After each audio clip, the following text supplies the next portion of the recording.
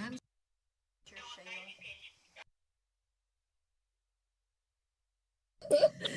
Tell Tell me about about some. some.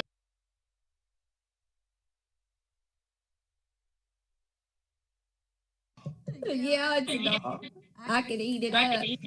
Yeah, I've got.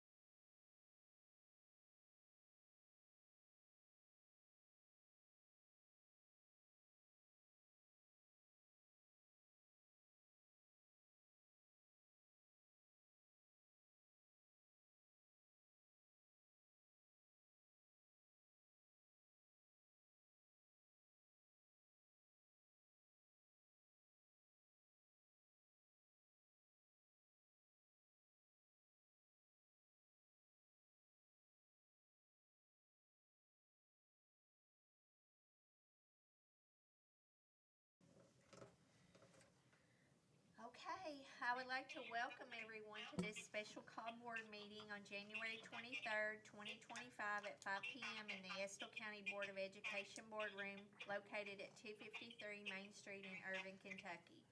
At this time, I'd like to call this meeting to order. We would like to welcome everyone and stand to say our pledge. Sorry, that's kind of distracting, isn't it? Back feedback.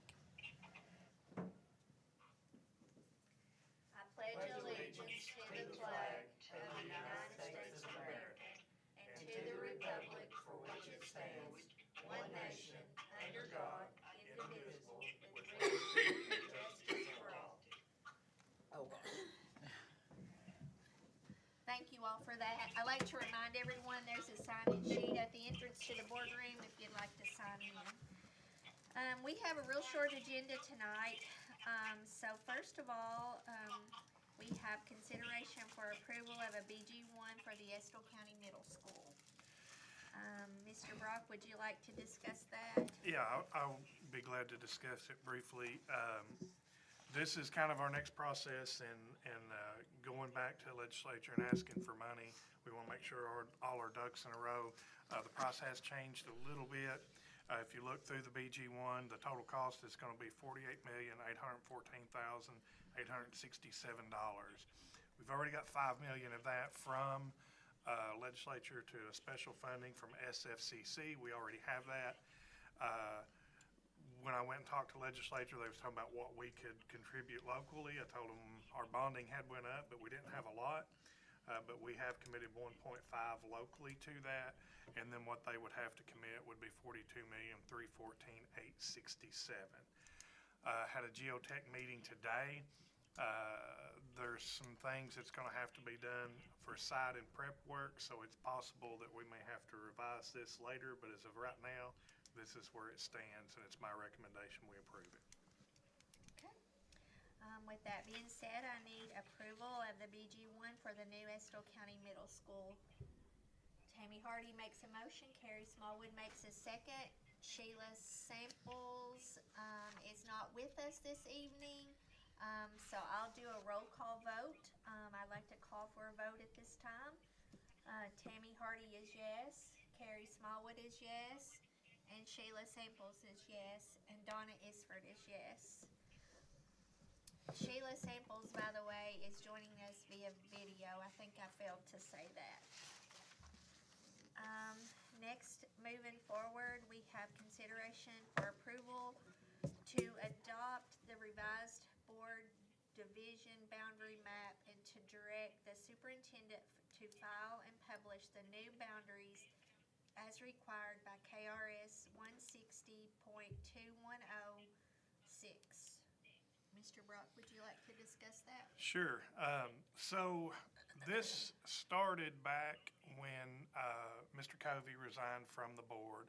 We appointed a new board member, Mr. Crawford. He had applied. He was the only application that we had got. The board approved him, but he still had to run for the board seat during the election in November. He was approved. He was approved locally. When it went to the state, it was determined that he was seated in a different district. So he was removed from the board at that time. We also noticed during that time, the way that our districts were written, there was discrepancies, and that was the reason for the confusion. So we tried to trace back when the last time that the boundaries was set. I don't know. Nobody at the courthouse knew. We couldn't seem to find that. It's been probably at least 30 years as those were written on a typewriter. If you look, I've got what was written on a typewriter. Somebody had came in with an ink pen and marked out like the right side of the road and written in left side of the road, or marked out the left side of the road and written in the right side of the road. So I went back to the lawyers, both our lawyer and KSBA's lawyer, and asked them, can we just correct that back to the original language? Neither lawyer wanted us to correct it back to the original language without taking it to the board, and which also meant that if we was going to correct it, we had to look at population size within our districts as they were districted. By our Constitution, population size from district to district has to be within 10% of each district. So I got a hold of Bluegrass Development Group because they have the ability to take the districts, lay them on a map, and overlay the census data to tell us what the population size is in each district.